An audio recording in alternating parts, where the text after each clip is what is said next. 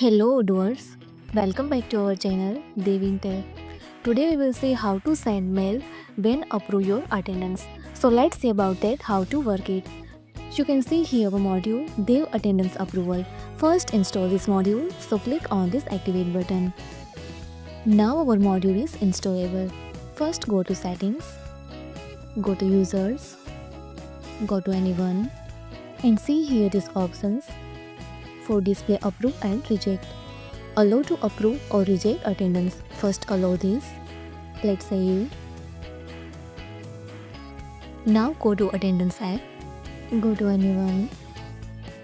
And see here this button for submit your attendance. Now click on and easily see here move draft to submit for approval and send mail. Now I want to approve this. So click on this approve button and again send mail. Hello administrator, your attendance is approved. You can access attendance from below button.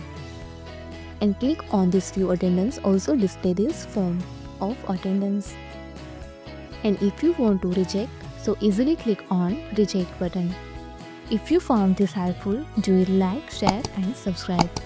Thanks for watching this video.